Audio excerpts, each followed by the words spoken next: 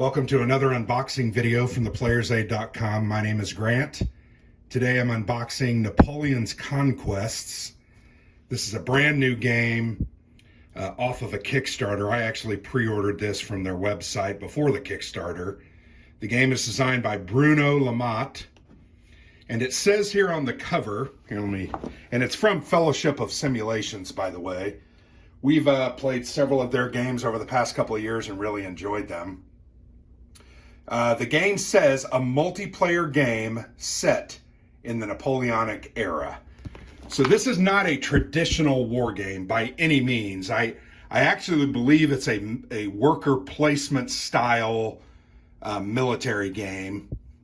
So not a simulation, but a game. Here you can see the game is designed for 3 to 5 players. Playing time is 2 to 4 hours. There is a campaign game and a short scenario. So that's good. Look at the map, looks really great. Some of the cards. But this one caught my interest because, I mean, it's unique. It's interesting. Great art on the front.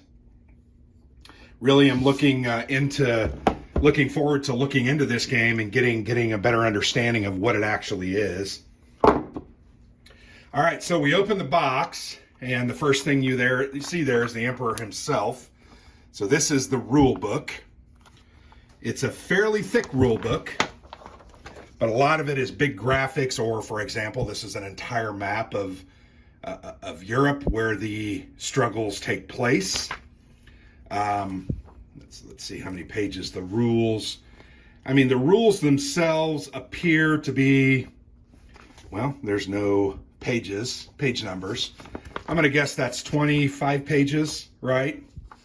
But lots of color illustrations, lots of good examples. The text is not that dense, but you can see there's money, there's different units, there's some counters that you're going to move around. These are also track markers. I think these are the society track.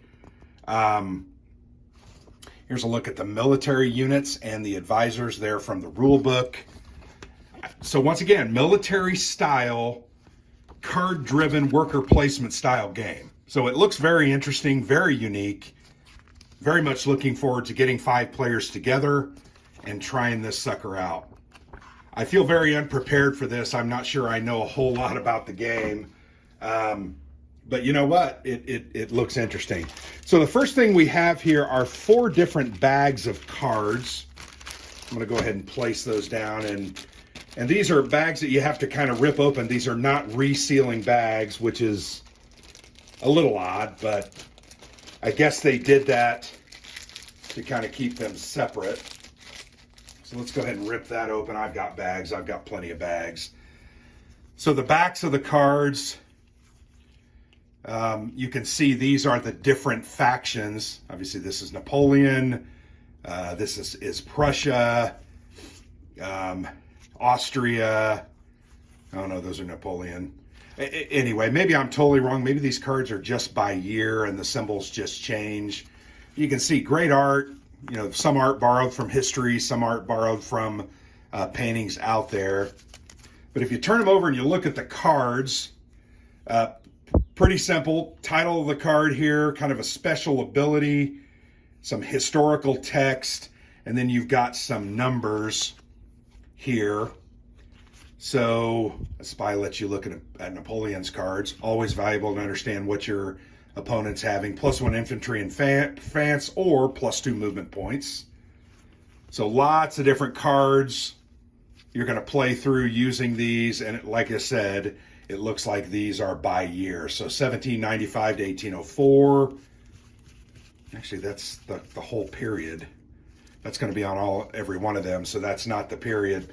Well, once again, nice look at the cards, and you can see there's a whole bunch of them. So this one says 1805 to 1812, so there are maybe a couple of period decks, and those are the different factions. Not really sure, but nice looking cards, great art. These are the wooden bits. You have cubes, you have a 6-sided dice buried in there. And then here, these are your military units. So they're discs. So you're going to put those on the board and move those around. There is But the counters really are popping out of the sprues there.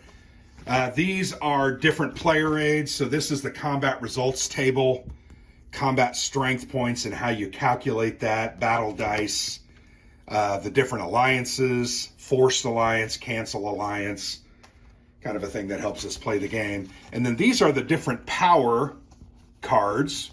So you've got five, once again, I remember it's designed for 3 to 5 players. So you have the different countries, different leaders, King George III of England, there's the Emperor, Alexander I, nice looking backs too, by the way, Friedrich Wilhelm, so obviously famous leaders of the time that we know. I really like the look and feel of those.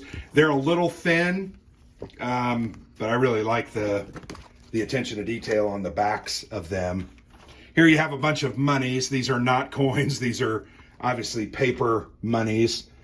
These counters, there are 2 different counter sheets, and they are literally popping off of the sprues. So let me very carefully kind of bring that up and show you. You know, very simple counters. You've got artillery, infantry. You've got some leaders and morale markers there, alliance markers. I think I just dropped a counter. So yeah, kind of cool looking, simple counters. They do not have a back to them, so they're one-sided. Here's the next sheet, and man, these pop out. These have like the naval units and some control flags. So very nice. Lots of those have fallen out. So it's going to be a mess when I pull out the board. So you can see all the loose counters in the box there. Those are going to have to be clipped. They're not terrible, though. They're actually very well made. Let's go ahead and unwrap the board. It is a mounted map board. I hope I don't break this because this is a big board. Yeah, so it's a mounted map board. Got a lot of cuts in it. So a lot of folding pieces. You can see that's a very big board. Lots of room, and you can't even I'm going to move up. There, you can kind of capture a majority of it. Yeah, it's a really nice looking board. Lots of different morale tracks over here. You have society tracks. These are the different issues that you're going to... economics as well as politics. So it's not just a war game. You're going to track some of those. And then there's different tracks over here that you can't see. Turn track, victory point track, different things here. This is alliances, who's allied with who. Very cool. I think it's a great looking map. As I stand back here and I kind of look at it, it's very cool. There's a victories track here. I'm assuming you're marking who has victories in battle, because here's the 5 different factions: green, black, white, red, and blue. You're probably gonna have a marker, and as they win different victories, you're gonna track that. Yeah, really nice looking map. Very well made game here. But it's a worker placement style war game, so I'm very interested in it. I think it's gonna be really cool. Can't wait to get it to the table, try it out. I'm going to clip those counters so that maybe we can take this to Buckeye Game Fest coming up soon. That would be a great use of it.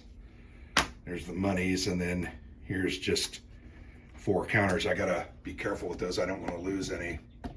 There's a lot in that box. The game was not that expensive. I think to ship from France with the cost of the game, I want to say it was like $55 when I pre-ordered.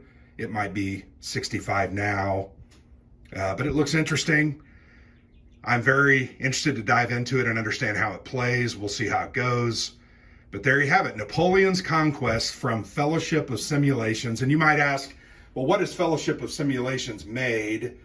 Verdun, Steel Inferno is kind of the game that they're very well known for, World War I game. We have Wars of Religion that we played last year. It was a game that I put on, not on my top 10, but it was an honorable mention because it was interesting. So they have very interesting and unique games. We'll see how this one plays out and how it goes. But thanks for watching. I hope you got a good feel for what this game is. If you're interested, I think you're going to need to act fast. I'm not sure they have a ton of copies. This is a small publisher, and they don't have a ton of copies laying around. So go ahead and check it out if you want it. But I've been Grant for the Player's Aid.